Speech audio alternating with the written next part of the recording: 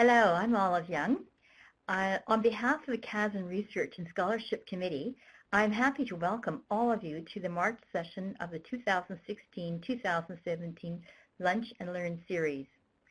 I'm sure many of you are familiar with the concept of the Lunch and Learn, where faculty members come together during the lunch hour to share with one another projects they are working on and to dialogue and discuss methodologies, successes, and challenges they encountered in their work.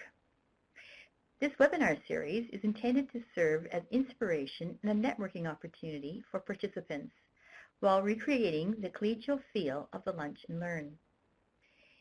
In this final session of the 2016-2017 series, we will hear from Richard Sawatsky, Canada Research Chair in Patient-Reported Outcomes and Associate Professor of Nursing in the School of Nursing at Trinity Western University, and Kara Schick-Makaroff, Assistant Professor in the Faculty of Nursing at the University of Alberta.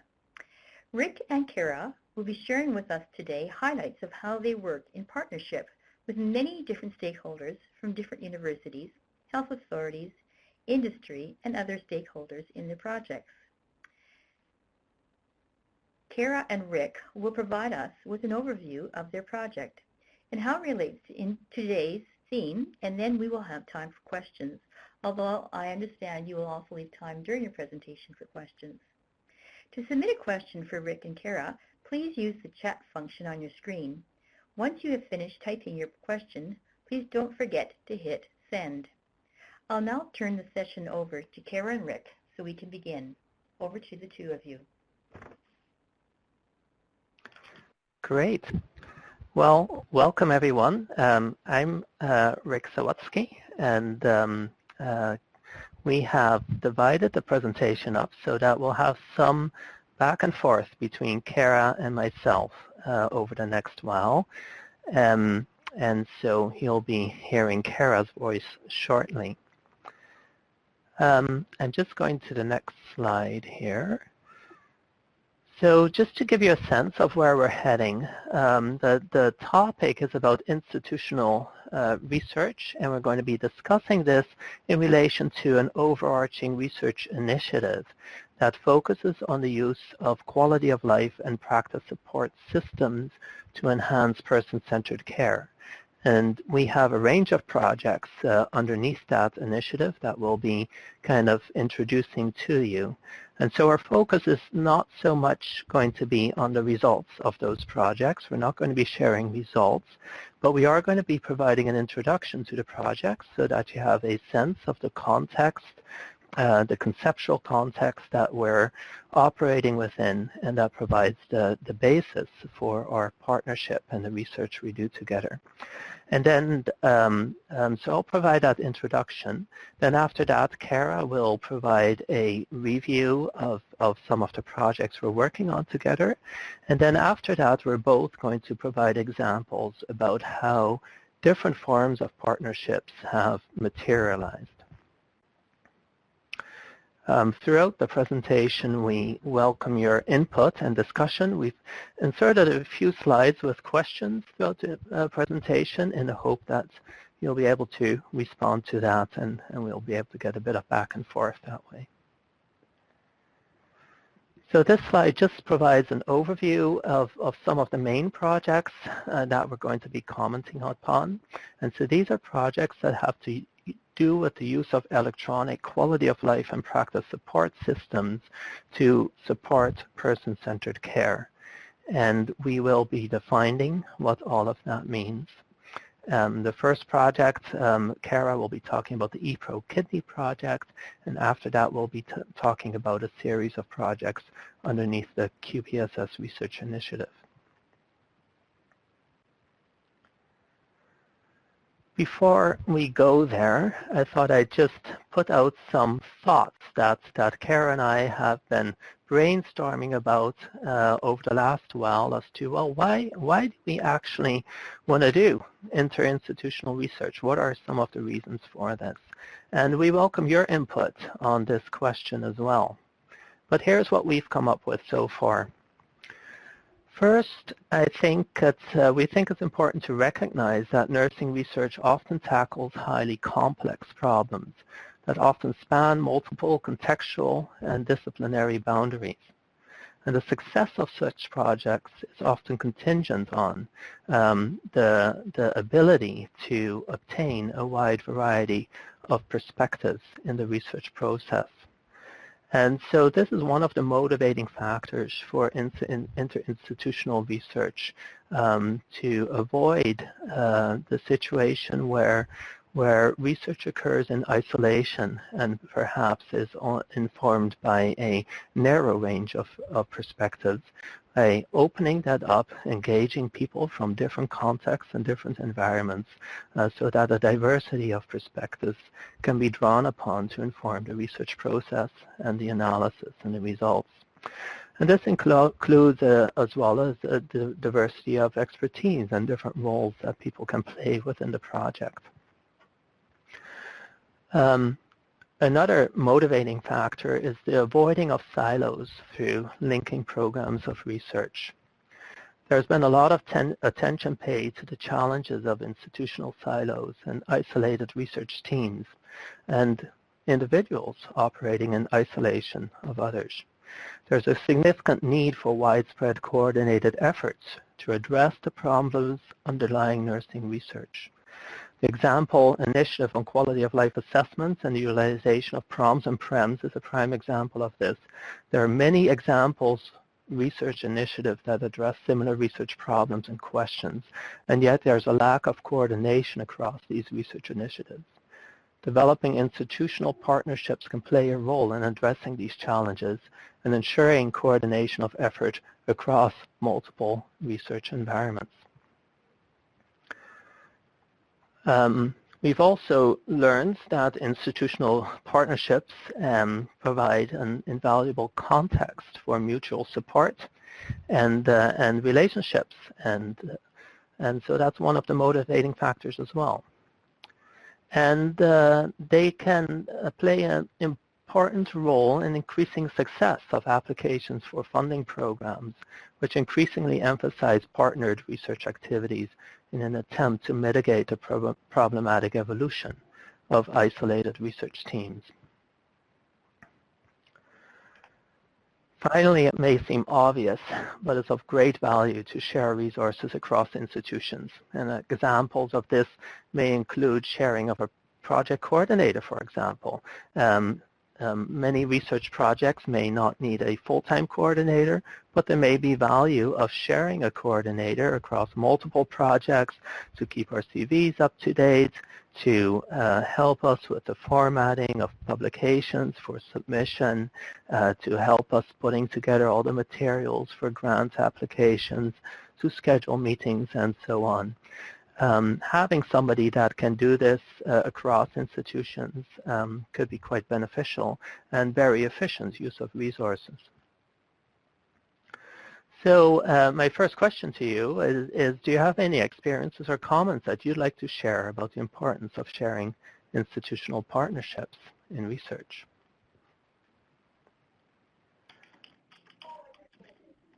So feel free to enter that if you have any comments. I think I'll proceed in the meantime. And so we'll pick up on the comments as we move along. So the next section will be introducing this notion of quality of life assessment that underpins a lot of the research we're doing together. I'm going to be drawing on the concepts of person-centered care, quality of life assessment, and the related activities of integrating patient-reported outcome and experience measures. A lot of our research is motivated by the imperative of person-centered care, which requires that healthcare is informed by experiences and outcomes of both patients and family caregivers. Thanks for forwarding the slide, by the way. As described by Gertes, our aim should be to find out what each patient wants, needs, and experiences in our healthcare system.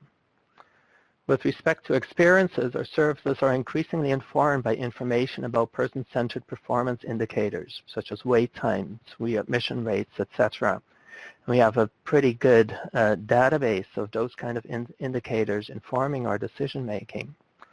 But it is also important that healthcare services are informed by patient and families' perspectives of those type of experiences with the healthcare provided.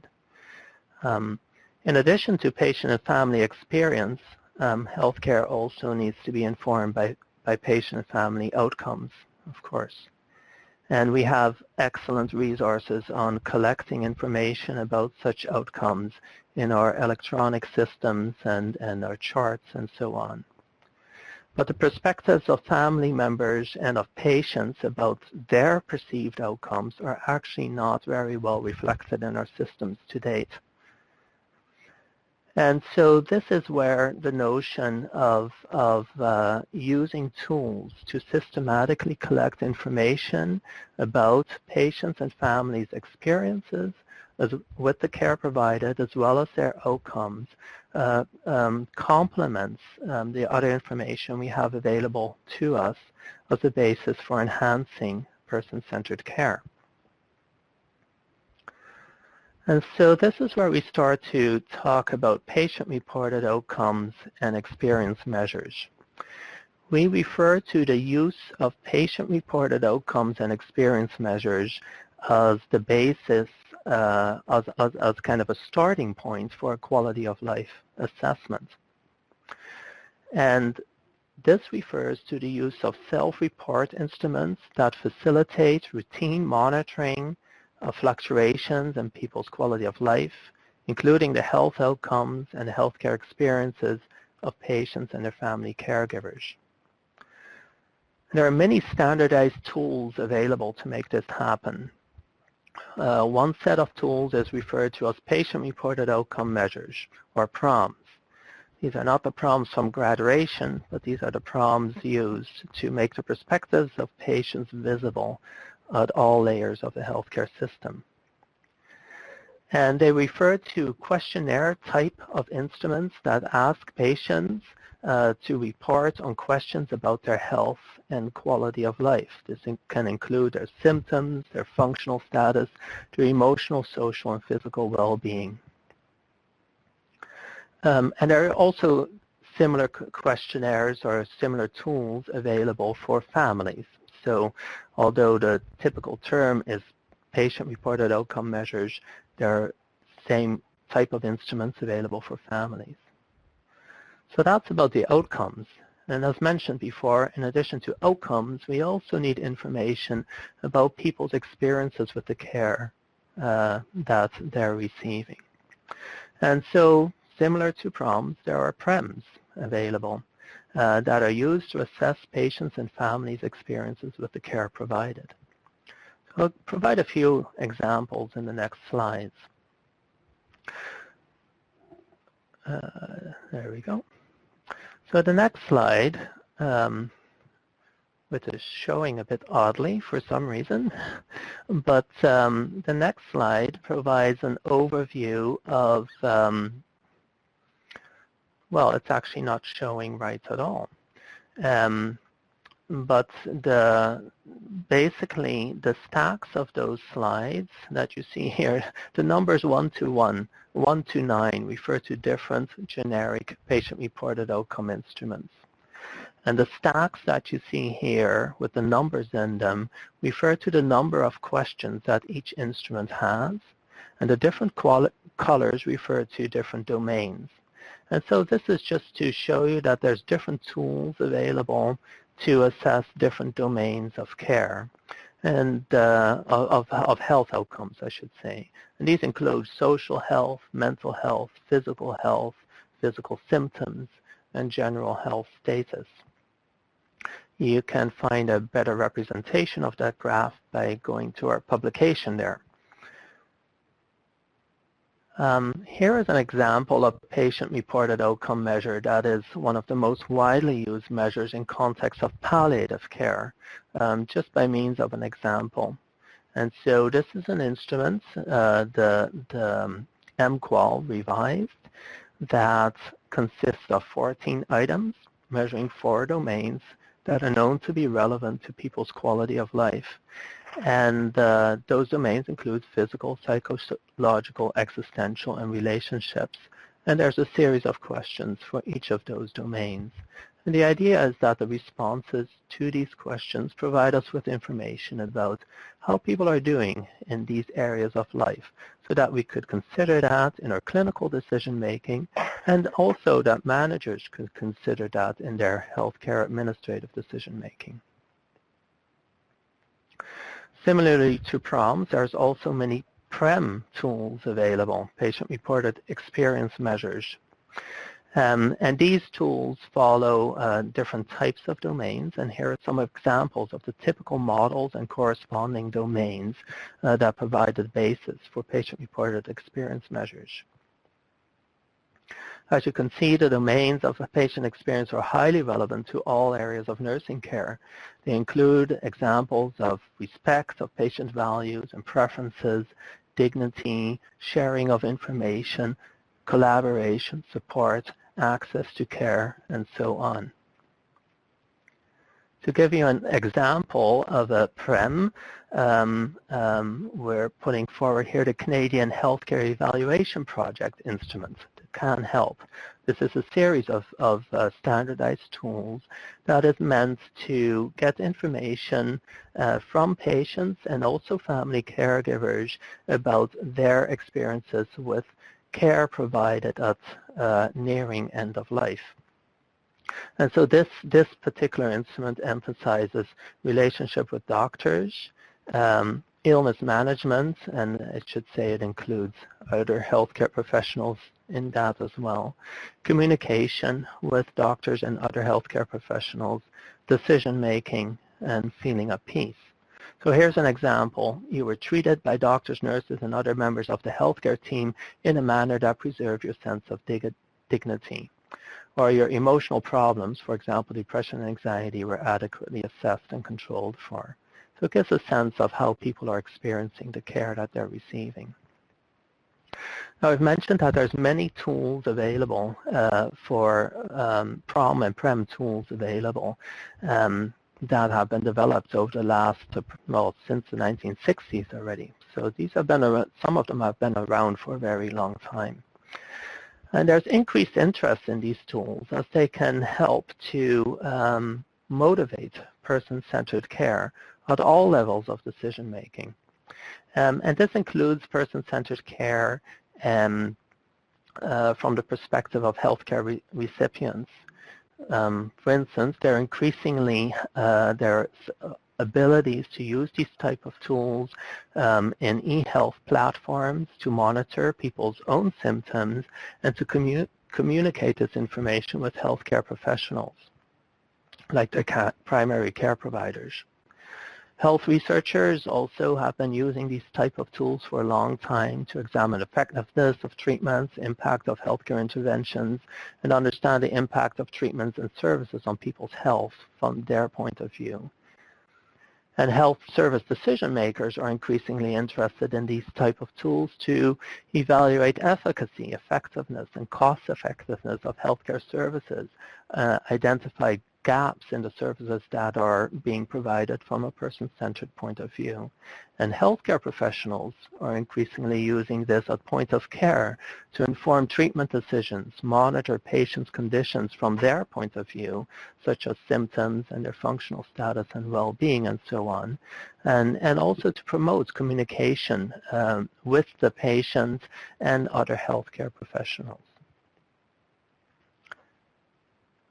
So this was by means of introduction to the notion of PROMs and PREMs.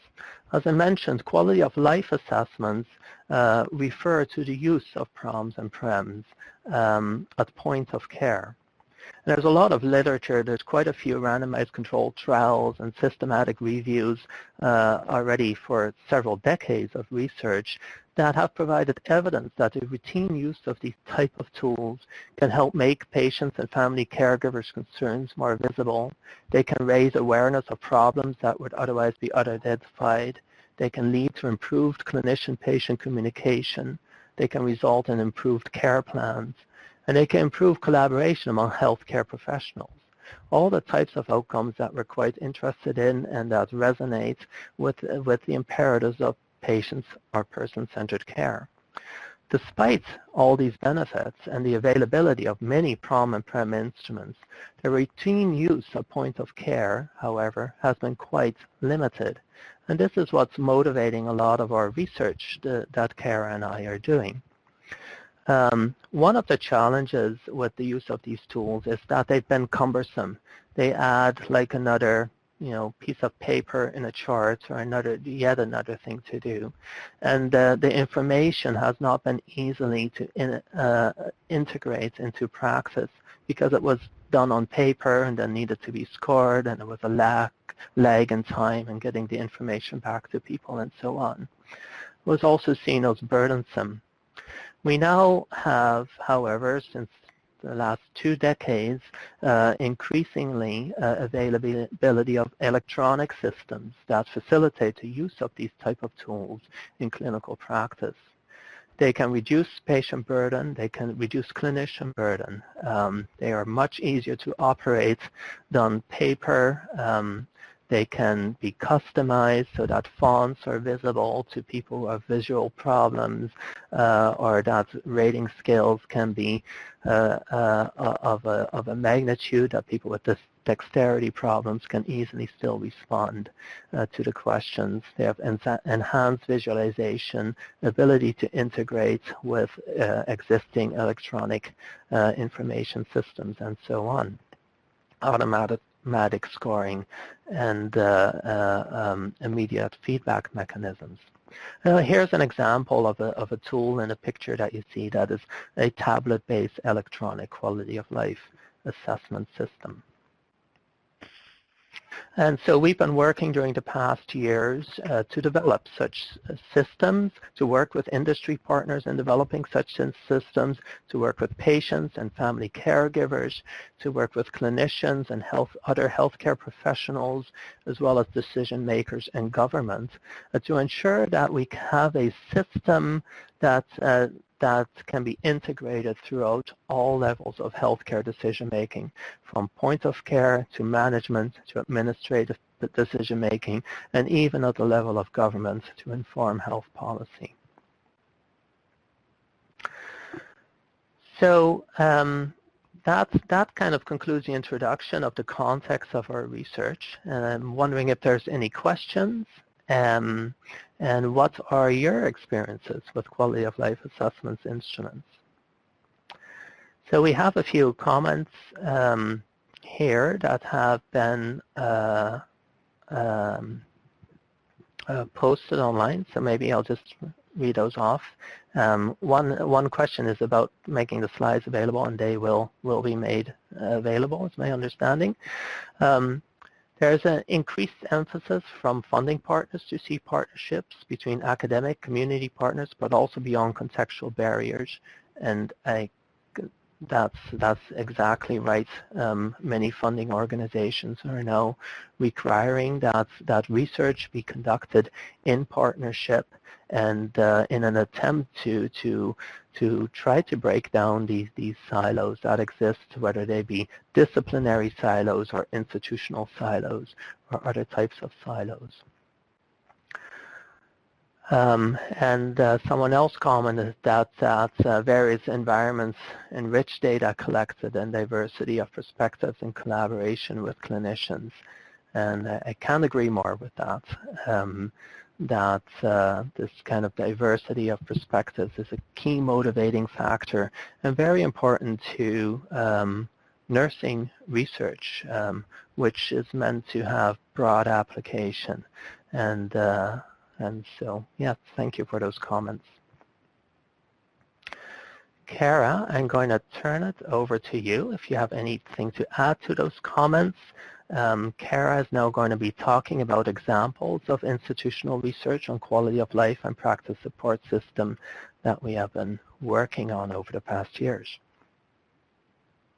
Thanks, Rick, and thanks everyone for sending in your questions. Please just keep writing them in, and we'll we'll reply to them as it kind of unfolds in our conversation together.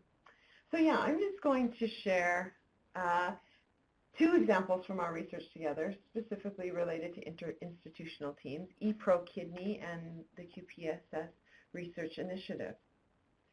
So for the ePro-Kidney, I'm leading this project with Rick as co-PI and Scott Clarenbach, who is a nephrologist and a Canada Research Chair and principal knowledge user, actually, on this project. And we're very fortunate and thrilled and somewhat shocked that it was funded by CIHR as a project scheme. And the impetus for this work arose really from a gap in our understanding. As Rick had mentioned, we have decades of research providing evidence that use of PROMs augments person-centered care in all types of clinical settings. But PROMs are not used routinely in the day-to-day at the point of care for people with end-stage kidney disease. And one of the big issues is that we don't know how to. We don't know how they can or they should be used. And so this is really the gap that we're addressing. So the goal is how to best support clinicians and administrators in routinely using electronic patient-reported outcome measures. So here they're referred to as ePros. So the objectives, there's a couple. One, to understand the process. And two, to see if this information is associated with differences in person-centered outcomes. And you'll see our primary and our secondary outcomes are identified on this screen here. So this is a bit of a busy slide, so I'm just going to walk you briefly through what we're actually doing in this project. So it's designed over 3 years. It's mixed methods, drawing on process evaluation, and the intervention is education, and it's in the orange here. So at the very beginning in year 1, there's baseline data that we'll be collecting in NARP and SARP. So those are acronyms referring to Northern and Southern Alberta renal programs. So it's province-wide in Alberta. So all home dialysis patients come to 2 locations, either Calgary or Edmonton, which is NARP and SARP. So these are for people that are on dialysis at home, meaning they're on peritoneal dialysis or home hemodialysis. When they come to their regularly scheduled appointments, they'll be given a brochure and invited to participate, and there'll be a research assistant in the waiting room. And they'll complete 2 patient-reported outcomes on tablets prior to their visit, and then 1 more afterwards along with a PREM. So in NARP, in Northern Alberta Renal Program, we're going to be getting at Objective 1, understanding this process of supporting clinicians. And you'll see on the far right-hand side in green, formative evaluation all the way along. So for example, we'll be asking patients at the beginning, you know, when you provide this information to your healthcare providers, how would you like to see them use it? And we'll see to the clinicians in the focus groups, you know, what would be the ideal process for this information to be integrated into your existing work structures, which we know from our previous research is critical for integration. And then these findings will be used to refine targeted supportive education sessions for the clinicians. That will happen in phase 2. So going halfway through that slide, phase 2 will begin. All the while, patient-reported outcomes will continue to be completed by patients. But these education sessions will be targeted. We'll have feedback after each education session, refining them. Excuse me, and we'll have additional interviews with clinicians and patients, focus groups, so these will continue in that formative evaluation all along. You'll see at the bottom in yellow that there's outcome evaluation. This goes specifically to Objective 2, looking at how these PRO information is associated with differences in person-centered care. So this whole project is intended to go live on April 15th, so we're in the process of just beginning to get all those I's dotted and T's crossed. So on this project, you'll see here it's being undertaken collaboratively with a significant team, including 2 technology industry partners, that's Cambion and Integrate, multiple knowledge users, clinicians, medical directors, government from CAIHI, Canadian Institute of Health Information, administrators, Ministry of Health, researchers from many different universities, and patients.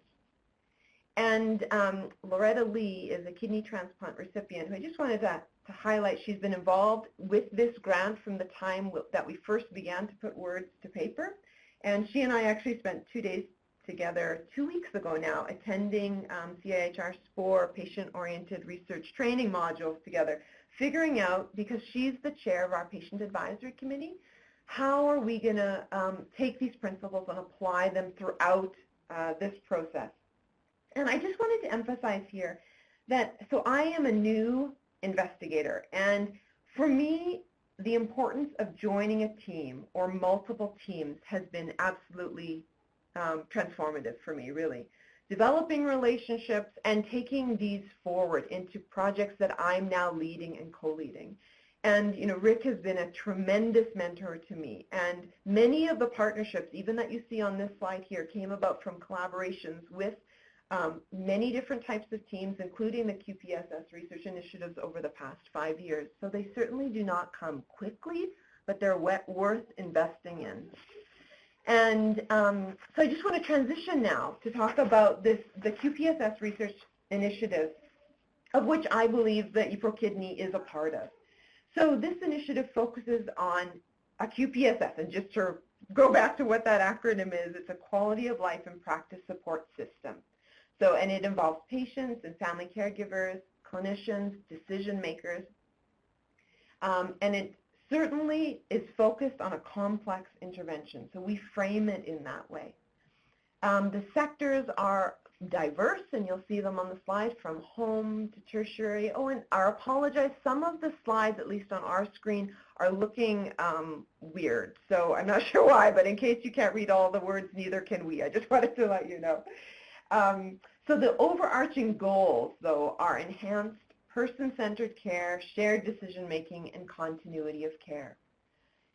And as you'll see from this next slide, there is a large team that has been involved with this QPSS, and many more are not listed here. But it is truly collaborative with interinstitutional partnerships involving researchers from multiple universities in Canada and Sweden and the UK, industry partners that I've already named, Integrate and Cambion, multiple administrators and clinician knowledge users, patient and family engagement panels, and we'll be talking specifically about these panels in a little bit, and many highly qualified personnel. They're funded through the Canadian Frailty Network, either as fellows or trainees, and this is imperative because we want people to be trained in working in partnership, and it's an amazing opportunity that we want students to have experience and exposure to.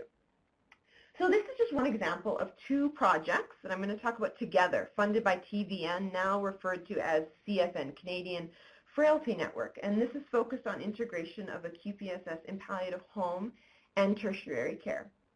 So the overarching questions were, 1, how can we best facilitate the integration and routine use of electronically administered quality of life and healthcare experience assessment instruments? And then the second one is looking at routine use of instruments to improve quality of care. And as we looked at these questions together, an integrated knowledge translation framework guided our processes. And here is a model many of you will be familiar with. This is the Knowledge to Action Framework by Graham et al. And I'm just going to use this to walk through a little bit of the design. So these are specifically in blue. So the first is identifying the problem. This is the research questions that I just read from the previous slide. Moving to the left to B. So we identify and frame this as user-centered design. So a QPSS was created based on input and collaboration from clinicians and patients and family caregivers. So we consulted clinicians in focus groups and in interviews throughout the duration of the projects. It was not once. They were interviewed multiple times, as were patients and family caregivers. And then the assessment tools, which are the PROMs and the PREMs, these were identified not just based on the researchers' needs. These were identified based on the clinicians' needs and the needs that they had in practice. Moving up to C, so as this was, the QPSS was designed, we identified strategies to overcome barriers, and there were lots of them, and we looked at how we could build on the facilitators for routine integration into their practice settings. And then moving up to D, each site was consulted about what are the features and the processes that would support movement towards person-centered approach in their palliative care. And then in E, as the design really unfolded, we qualitative evaluated the local processes, and the local context is really critical. So I'm not going to focus right now on F and G except to draw your attention that there are other steps here. But what I wanted to emphasize really is that the integration of such systems for them in order to be successful, it's really imperative that end users, meaning clinicians and patients and family caregivers, that they are closely involved. And of course we know that leadership is critical for uptake. And because this is considered health services research, these are all partnerships that are essential for enacting in this type of research. So I'm just going to focus a little bit on some of the qualitative methods now. So they were really advantageous in working through the integrated knowledge translation, I'm speaking acronym, through these different phases. So recruitment of clinicians in both the palliative, acute, and the tertiary was through team meetings, and then they identified patients and family caregiver participants through the process of referral. And I mentioned earlier that the qualitative data collection was through both focus groups and interviews, and then the numbers are here on that slide, and we drew on Sally Thorne's interpretive description for some of that analysis. There were also quantitative arms to these studies, which I'm not going to go into because, as Rick said, we're trying hard not to focus just on results, but rather on process. So we are in the process of writing up results for publication. And user-centered design and adaptation meant that in a QPSS, the decisions about the instruments were collaborative. And of course, we needed to take into account institutional requirements, but this wasn't the sole focus. So for going through just this briefly, for some of the desirable features, clinicians wanted things like that for the technology, that it would be lightweight and durable, easy to disinfect, security of the tablets, user-friendly design, and for the patients it was about font, making sure it could be enlarged for issues with eyesight, ability to skip questions, that kind of thing. And we consider this a complex intervention. So implementation in real-time practice brought about challenges for clinicians, things as pragmatic as losing their key fobs so they were locked out of the tablets, or figuring out, you know, I'm not used to introducing technology at the bedside. How do I introduce it? How do I create the opening for conversation using this? So our challenges in rolling out the technology differentiated, spanning from the fact that there was a previous research project that had been in one of these sites and it kind of left a bad taste in the mouths of some of the clinicians, and figuring out how do we directly address that, and how do we differentiate this project from that. But also in the health authorities, there were priorities that were rolling out. And so it created some, at times, conflicting priorities, particularly with regards to, in one location, a patient-reported outcome had been quote-unquote required. And so how do you, because our project was very much focused on the use of this in person-centered care, kind of navigating our way through this was at times very complex. For implementation, support has to be tangible. It includes financial support, technological support, administrative support, but the administrative support was not an add-on. Because these projects were developed at their core in response to the needs and visions for person-centered care from these healthcare organizations, it was truly collaborative. So this was not something that we thought, oh, it would be nice. It actually was the core initiator. So we're framing the use of the QPSS in practice as a competency. And a competency is not acquired. It is continually developed. And so framing it this way, we can clarify the development of integrative learning experiences based on internal resources that clinicians may need to further their competency. And just lastly here, I wanted to speak just briefly about implementation considerations. So following this, user-centered design and integrated knowledge translation was key to facilitating collaboration with stakeholders. So we followed recommendations by ISOQUAL, International Society of Quality of Life. They have a user's guide for implementation of PROM.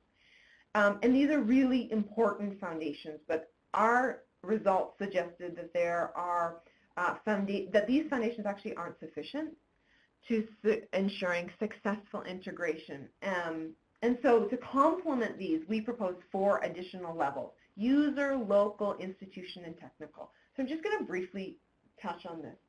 So user level ensures that the benefits of using a system such as this are immediately visible to older adults, to family caregivers, and to clinicians.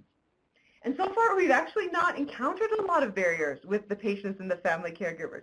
The barriers are more often with the clinicians, and it's figuring out how do you integrate this into practice. And it comes back to our discussion about clinicians' needs for education and support to enhance their competency and really their autonomy in integrating these systems into their practice.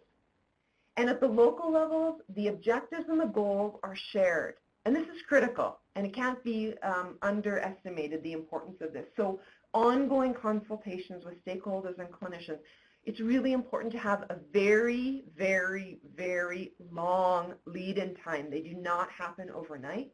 The transition to use of technology in a new way is absolutely critical for integration. You know, I think sometimes we think that we're in a highly technical age, and in some ways we are, and in some ways we are very not. At an institutional level, it's necessary to understand the institutional context because it's going to be different. And so understanding what these current contexts are, the changes that are unfolding throughout processes of research, the tensions that may arise are really important to have your finger on the pulse of kind of what's happening institutionally. And then, of course, technically. So we have lots of conversations about integration of systems such as a QPSS into existing structures. And the structures we're most familiar with are electronic medical records, but we certainly are not at a place where this is an easy process to take up. So I'm just going to take a breath and ask if you have any questions. I see a couple have come in. Well, maybe I'll just read it and respond. You raise a good point about enabling partnerships between experienced researchers, research teams, and novice researchers about building capacity in nursing research, especially with the concern regarding the number of PhD-prepared nurses and experience in research.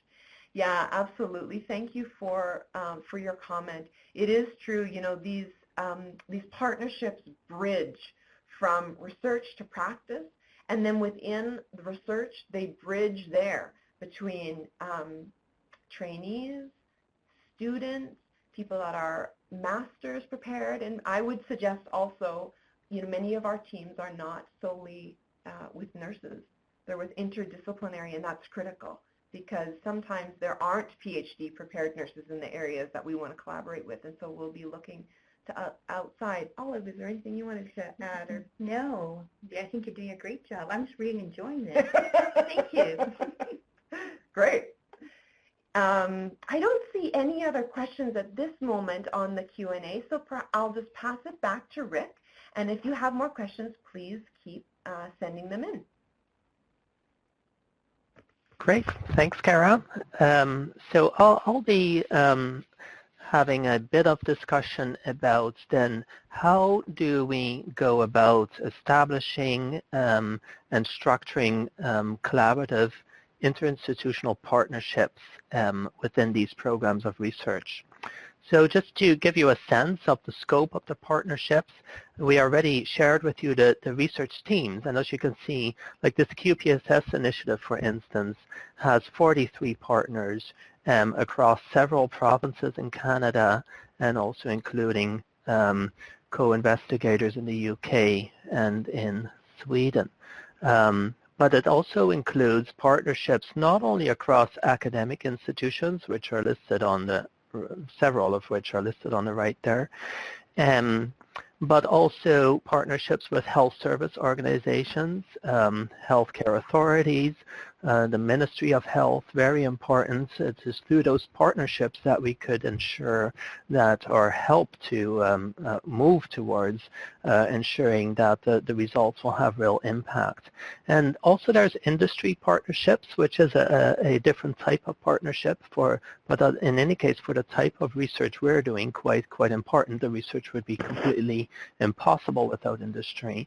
And then there's partnerships to represent kind of the different voices from associations relevant to our research. The QPSS initiative has focused a lot on older adult care, not necessarily palliative care, but older adult care, and so you see associations listed there that correspond with that focus, and including the family caregivers.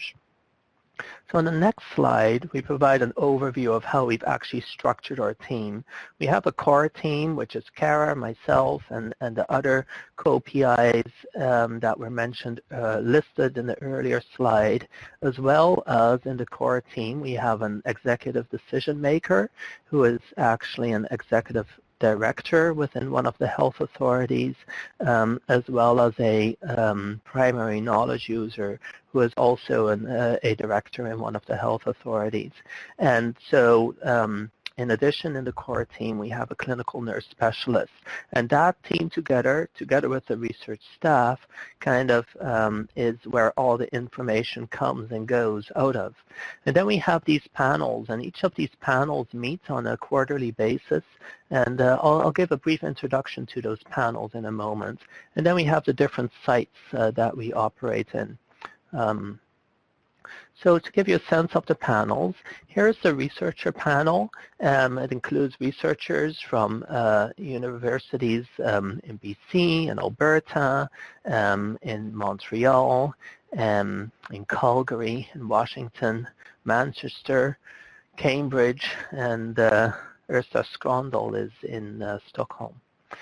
And so what we do is we meet several times a year to actually get ongoing feedback on the study protocol. This may include design of and revisions to the experiment. This is an experimental design, randomized controlled trial, but it's mixed methods as well. Implementation of interventions, problems, and challenges that have come along the way, analytical plans, and then co-authoring of the results, and so on. So that's a researcher panel that has a clearly defined role, and we have a terms of reference for these panels as well. Then there's a health technology panel that includes myself and the technology partners and the project coordinator. And we meet actually a lot because this is very much a technology, the project very much involves technology, and it's very much about ensuring that the technology is actually going to be usable. And so we meet a lot and to get input, to discuss input from the other panels as they have implications for the technology, to work on timelines, figure out what is within the scope of our project, what's outside of the scope of our project, and so on. Then we have two other panels, and Cara, did you want to say something about the patient and family panel? Yeah, thanks. So the patient and family engagement panel is really important. They're an important group. Specifically in this panel, they are considered members of the research team. So differentiating, these are not research participants. You'll see here under who we are, the list of representations from many different areas, most of whom actually signed on as collaborators when this grant was submitted for peer review. So they've been involved throughout. Specifically, what I wanted to highlight in the patient and family engagement panel is that in the teleconferences, lay language is encouraged. So we openly encourage people to ask for explanations of language and acronyms that they may not understand. And these questions are essential, really, for the panel to function effectively. You know, we speak in acronymies all the time, and sometimes we don't even catch ourselves. So some of the work that this group has been doing is they review materials prior to their meetings. They provide feedback on some of the knowledge translation materials, and materials used for recruitment and presentations, and it's been a really healthy, functioning group, and it's critical actually to having input from people who are living this out in their own lives, and we're very grateful to these members of our team. The Clinician and Healthcare Administration Panel, I co-chair that along with Kelly Stadger from the University of Victoria. This panel is made up of site champions. So by this we mean people that are in a local context where this research is being rolled out. So they're engaged on the ground. It includes home health nurses, palliative nurses, nurse practitioners, and then you'll see from site champions, it encompasses also clinical nurse specialists, managers, directors, government. Again, many of these people were signed on as knowledge users when this grant went into peer review. And just like the previous panel with patients and family caregivers, this Clinician Healthcare Administration panel really helps us hear from people that are on ground. It helps us understand their local context and to facilitate praxis. And because, as I mentioned earlier, this is health services research, one of the things for myself that has been the most beneficial is to have discussions with practitioners about how, some really core questions like, how do we engage and support at each site? And how do we align with the priorities? What are the priorities? What are the upcoming priorities? How do we align with each of these?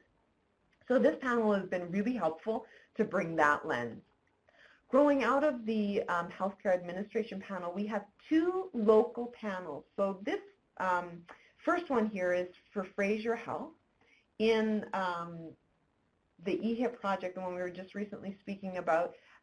There are a number of sites in BC. So this is comprised of members only from this health authority, and membership spans from the principal knowledge user, that's Neil Hilliard, he's the program medical director, all the way to encompassing the site champions that I previously spoke about. So their voices represent those who have the administrative authority to say, we're going to find a way, we're going to make it happen and back it up, all the way to practitioners who really understand their local context.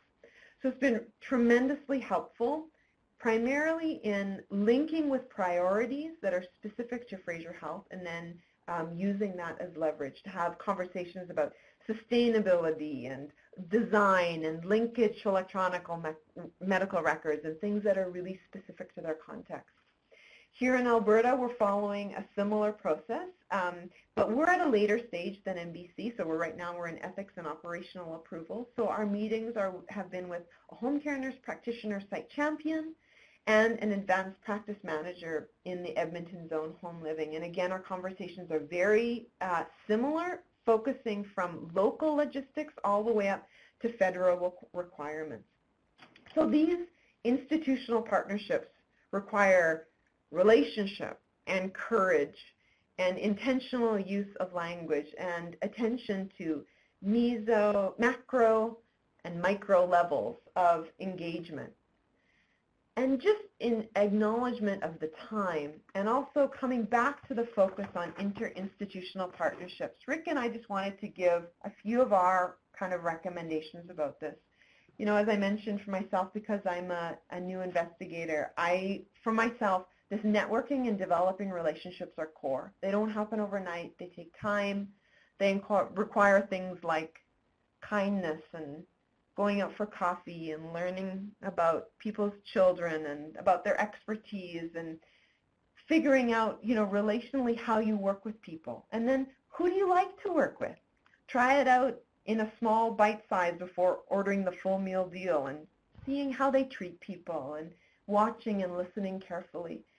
And then lastly, the thing that I'll just add is the importance of balanced teams. So when you're a new investigator, it's really important to have the support of senior people on your team, to have your back and really to mentor you through the process. It's been critical for myself. How about for you, Rick? I'm just going to pass it back to you. Yeah, sure. You're doing great. So I think you've covered most of it.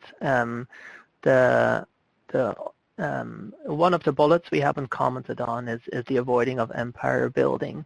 And it's one that I think deserves mentioning, because there's a lot of pressure in academia to build your own programs of research, of course, but it can easily be misinterpreted as it's needing to be kind of an isolated program of research where that is driven by one leader, and that is really building the career of a single person. That type of approach does not work well for building interinstitutional partnerships. And so I think it's important to be on a common kind of wavelength on that part, that we're supporting one another, and that we're all co-leading and partnering together, and to stay true to the word of partnership. And then the last one I would mention is the importance of clearly communicating expectations early on. That's where partnerships can sometimes really be challenged if things like authorship or budget or the nature and extent of contributions, if that's left too ambiguous for too long of a period, like sometimes it's not all known right up front, but there does need to be kind of an ongoing open-ended discussion about those kind of things, so they really have impact on people's lives.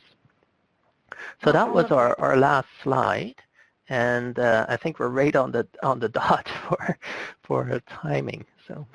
Yes, Rick, I'm cutting you off. I'm sorry, and I'm cutting everyone else off too, because it is almost 2 o'clock, and I just have to make an announcement as well. So first of all, I want to thank you both, Kara and Rick, for a wonderful presentation. It was absolutely riveting, and I was thinking, Kara, we need to talk to the new faculty and tell you, we need to share this with our new faculty. They need to hear this. So for all of you online, please note the meeting window closes after. You'll be sent a short evaluation regarding today's session. It will take no longer than 5 minutes to complete, and of course your opinion is greatly valued. And also I'd like to remind you that this session will be available on CASN's YouTube channel in the coming days, so please feel free to share this link with your networks. And again, thank you so much to everyone for joining us this afternoon. Keep your eye on the CASN website for upcoming Lunch and Learn series. Bye for now.